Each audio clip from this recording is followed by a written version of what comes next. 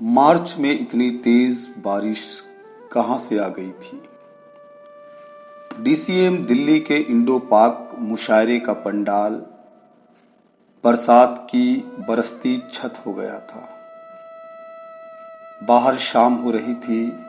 अंदर एक बड़े से हॉल की दीवारों के चारों तरफ कुर्सियां थीं।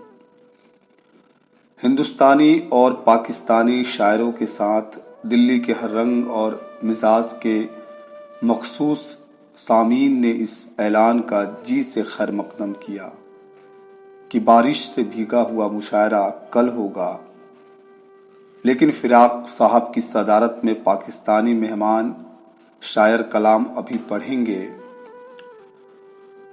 हॉल बड़ा था। फिराक अपनी गजल की जाती बहार को आंखों में बसाए दीदे घुमा रहे थे। उनकी बगल में एक दुबली पतली छोटी सी लड़की पुरस्रार लग रही थी, पाकिस्तान से आई थी। वो लड़की हिंदुस्तान और पाकिस्तान से बेनियाज फिराक गोरखपुरी की आंखों के ढेलों में झिलमिला रही थी। फिराक गोरखपुरी की आंखें किसी लड़की या शायद पूरी औरत की चाहत की चमक से सदियों पहले महरूम हो चुकी थी। फिराक का अपनी बीवी पर जुल्म नादिर शाह और अहमद शाह की खूनरेजी से ज्यादा सफाक था, मगर दीवानगी खुदा की अता है, गुनहगारों को चुप रहना चाहिए। मौसम बदला, शाखे गुल की तरह चहकती और तलवार की तरह सीने में उतरती आवाज ने कत्लेआम शुरू किया। पाबगिल सब हैं, रिहाई की करे तदबीर कौन।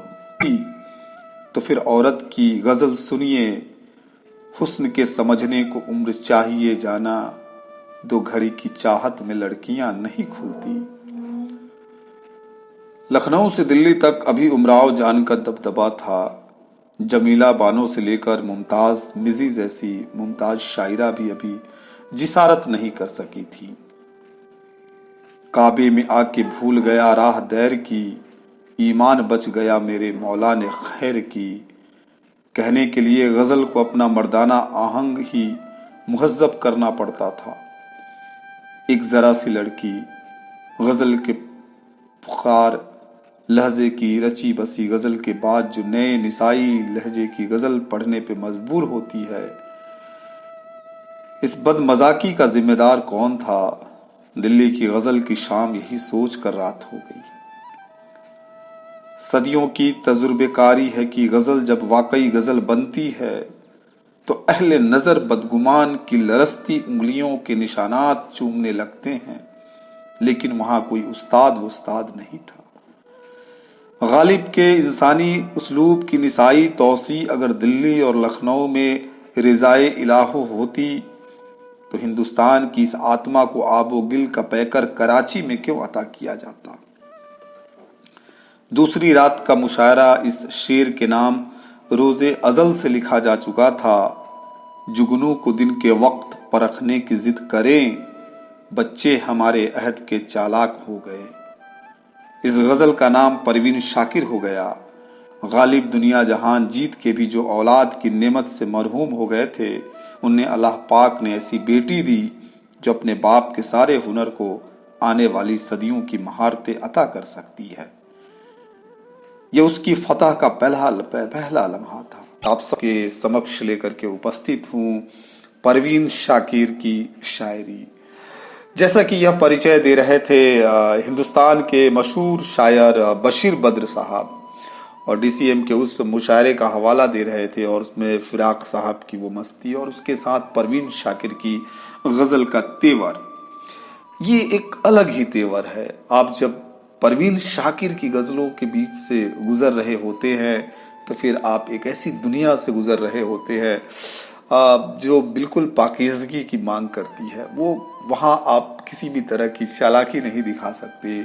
ये एक औरत की बनी बनाई दुनिया तो है ही, लेकिन उसमें बहुत कुछ नया रंग भरती हुई, उसमें बहुत तरह से जो है एक अपना परचम बनाती हुई और उसके अलग तेवर गढ़ती हुई दुनिया भी है, जिसे जानना और समझना बेहद ज़रूरी हो जाता है। मैंने जोहरा निगाह को सुनाते हुए भी आपसे कहा था कि दो लोगों से मैं बहुत ही मुतस्सिर हूँ, और वो शायरा खास तौर से परवीन शाकिर की गज़लों में जो बात है, जो उनके अशार है, और जो उसकी जो नीम कशी है वो गज़ब की है। आप उसे खुद महसूस करेंगे। मेहदी हसन साहब जब इन गज़लों को गाते हैं और वो जब आवाज़ सामने आती है, तो फिर परवीन शाकिर का जो एक चेहरा बनता है, जो एक चित्र बनता है, वो भुलाए नहीं भूलने वाला। बहुत खूब कहा बशीर बद्र साहब ने कि ये हिंदुस्तान और पाकिस्तान की ही बात नहीं है, ये तो क़यामत तक का अगर कोई लम्हा होगा तो उस लम्हे तक भी ये आवाज़ और ये जादू बरकरार रहेगा परवीन शाकिर की गज़लों का। तो आइए देखते हैं उनके कुछ अशार, उनकी एक गज़ल भी सुनेंगे हम। और सबसे पहले उनकी एक नज़्म से ये शुरुआत करते हैं, और नज़्म का जो शीर्षक है, उन्वान है, वो है मिसफिट। ये अंग्रेजी शब्द है मिसफिट। कभी कभी मैं सोचती हूँ मुझ में लोगों को खुश रखने का मलका दक्षता, कि मुझ में लोगों को खुश रखने का मलका इतना कम क्यों है।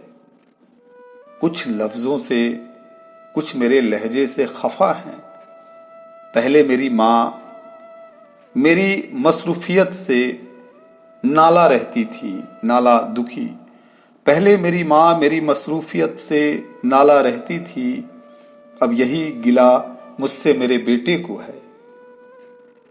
रिज्क रोजी रोटी, रिज्क की अंधी दौड़ में रिश्ते कितने पीछे रह जाते हैं, जबकि सूरते हाल तो ये है, मेरा घर मेरे औरत होने की मजबूरी का पूरा लुत्फ उठाता है। हर सुबह मेरे शानों पर कंधों, हर सुबह मेरे शानों पर जिम्मेदारी का बोझा लेकिन पहले से भारी होता है।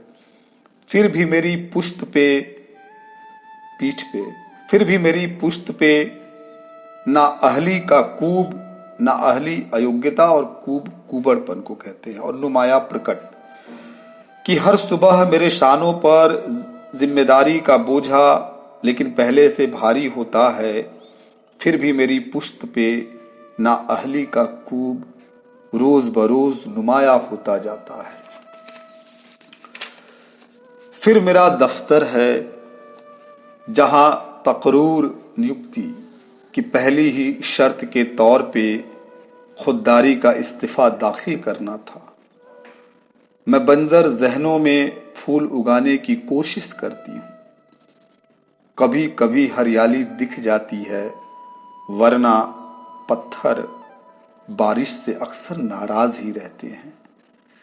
मेरा कबीला मेरे हर्फ में रोशनी ढूंढ निकालता है, लेकिन मुझको अच्छी तरह मालूम है उनमें किसकी नजरें लफ्ज पे हैं और किसकी लफ्ज की खालिक पर जन्मदाता। लेकिन मुझको अच्छी तरह मालूम है उनमें किसकी नजरें लफ्ज पे हैं और किसकी लफ्ज की खालिक पर। सारे दायरे मेरे पांव से छोटे हैं, लेकिन वक्त का वहशी नाच किसी मुकाम पर नहीं रुकता। रक्स की लय पर हर लम्हा तेज हुई जाती है, रक्स नृत्य, रक्स की लय हर लम्हा तेज हुई जाती है। या तो मैं कुछ और हूं, या फिर ये मेरा सैयारा नहीं है, सैयारा ग्रह। या तो मैं कुछ और हूं, या फिर ये मेरा सैयारा नहीं है। कभी कभी मैं सोचती हूँ मुझ में लोगों को खुश रखने का मलका इतना कम क्यों है। तो ये नज़्म थी मिसफिट परवीन शाकिर जी की। और आइए उनकी गज़लों के कुछ अशार, कुछ शेर सुनाते हैं, और आप महसूस करिए उस दुबली पतली सी लड़की के जादू को, उसकी आवाज़ को। मुझसे बिछड़ा था वो पहले भी, मगर अब के ये जख्म नया हो जैसे। सर छुपाए तो बदन खुलता है, जिस्त मुफलिस की रिदा हो जैसे। जिस्त बोलते हैं जिंदगी को और रिदा बोलते हैं चादर को, मुफलिस गरीबी। कि मुझसे बिछड़ा था वो पहले भी मगर अब के ये जख्म नया हो जैसे। सर छुपाए तो बदन खुलता है, जिस्त मुफलिस की रिदा हो जैसे। और शेर देखे कि तराश कर मेरे बाजू उड़ान छोड़ गया, तराश कर मेरे बाजू उड़ान छोड़ गया, हवा के पास बरहना कमान छोड़ गया। बरहना मने नंगी। कि तराश कर मेरे बाजू उड़ान छोड़ गया, हवा के पास बरहना कमान छोड़ गया। और उकाब को थी गरज फाख्ता पकड़ने से। उकाब बोलते हैं बाज को, फाख्ता कबूतर को, और नीम जान एक शब्द है अधमरा। कि उकाब को थी गरज फाख्ता पकड़ने से, जो गिर गई तो यूं ही नीम जान छोड़ गया। न जाने कौन सा आसेब दिल में बसता है प्रेत, न जाने कौन सा आसेब दिल में बसता है, कि जो भी ठहरा वो आखिर मकान छोड़ गया। और कहते हैं कि कदमों में भी तकान थी, घर भी करीब था। तकान बोलते हैं थकन को ही। कि कदमों में भी तकान थी, घर भी करीब था, पर क्या करे कि अब के सफर ही अजीब था। और पूछा किसी ने मोल तो हैरान रह गया। ये देखिए कि ये इस शेर का असर देखिए कि पूछा किसी ने मोल तो हैरान रह गया, अपनी निगाह में कोई कितना गरीब था, अपनी निगाह में कोई कितना गरीब था। और ऐसा, और ये शेर देखे कि ये आपको खूब याद होगा, मेहदी हसन साहब की गाई हुई गज़लों में ये बहुत ही लोकप्रिय है कि कुबकू फैल गई बात शना साई की, उसने खुशबू की तरह मेरी पजीराई की। तो इसी का मैं शेर पढ़ रहा हूँ। ये मतलब मैं पढ़ देता हूँ आप लोगों के लिए।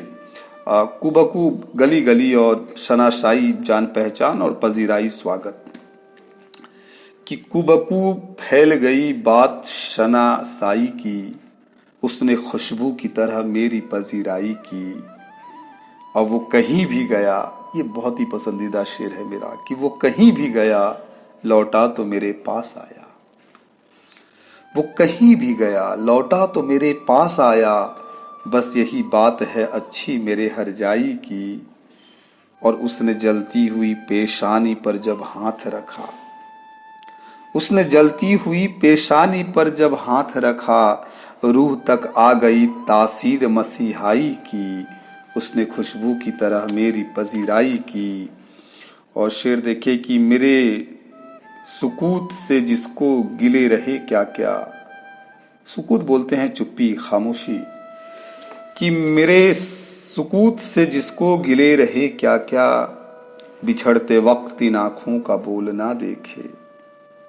तेरे सिवा भी कई रंग खुश नजर थे मगर, जो तुझको देख चुका हो वो और क्या देखे। कि तेरे सिवा भी कई रंग खुश नजर थे मगर, जो तुझको देख चुका हो वो और क्या देखे। और ये जो है शेर देखे कि मैं ऐसे शख्स की मासूमियत पे क्या लिखूं, मैं ऐसे शख्स की मासूमियत पे क्या लिखूं, जो मुझको अपनी खताओं में भी भला ही लगे। ज़बां से चुप है मगर आंख बात करती है, ज़बां से चुप है मगर आंख बात करती है। नजर उठाई है जब भी वो बोलता ही लगे, नजर उठाई है जब भी वो बोलता ही लगे। और ये शेर देखे कि मैं सच कहूंगी मगर फिर भी हार जाऊंगी, मैं सच कहूंगी मगर फिर भी हार जाऊंगी। वो झूठ बोलेगा और लाजवाब कर देगा। मैं सच कहूंगी मगर फिर भी हार जाऊंगी, वो झूठ बोलेगा और लाजवाब कर देगा। मेरी तरह से कोई है जो जिंदगी अपनी तुम्हारी याद के नाम इंतसाब कर देगा, तुम्हारी याद के नाम इंतसाब कर देगा, समर्पित कर देगा। और अपनी तन्हाई मेरे नाम पे आबाद करे, कौन होगा जो मुझे उसकी तरह याद करे। उसकी मिट्टी में बहुत रोज रहा मेरा वजूद, मेरे साहिर से कहो अब मुझे आज़ाद करे। तो आप देख रहे होंगे कि इस तरह की उनकी शायरी है कि आप मुतासिर हुए बगैर नहीं रह सकते कि वो किस तरह से करते हैं कि सुपुर्द करके उसे चांदनी के हाथों में मैं अपने घर के अंधेरों को लौटाऊंगी। बदन के कर्ब तड़पन, बदन के कर्ब को वो भी न समझ पाएगा, मैं दिल में रोऊंगी आंखों में मुस्कुराऊंगी। ये एक बहुत ही जिसे कहते हैं कि तड़प की शायरी आसान नहीं है। ये जो भोगा हुआ है परवीन शाकिर का, उसे किस तरह से बयां किया है उन्होंने कि मेरे लहजे में गुरूर आया था, मेरे लहजे में गुरूर आया था, उसको हक था कि शिकायत करता। वाह, कि मेरे लहजे में गुरूर आया था, उसको हक था कि शिकायत करता। और उससे न रही कोई तलब इच्छा, और उससे न रही कोई तलब, बस मेरे प्यार की इज्जत करता, बस मेरे प्यार की इज्जत करता। तो ये जो आप देख रहे हैं कि इस तरह के आशार परवीन शाकिर साहिबा ने लिखे हैं। और एक गज़ल, बहुत ही कम अशार की छोटी सी गज़ल है जो मैं आपको सुनाना चाह रहा हूँ, और आप सुने कि सुलग रहा है मेरा शहर, जल रही है हवा। सुलग रहा है मेरा शहर, जल रही है हवा, ये कैसी आग है जिसमें पिघल रही है हवा। ये कैसी आग है जिसमें पिघल रही है हवा। ये कौन बाग में खंजर बदस्त फिरता है, खंजर बदस्त हाथ में खंजर लिए हुए। ये कौन बाग में खंजर बदस्त फिरता है, ये किसके खौफ से चेहरा बदल रही है हवा।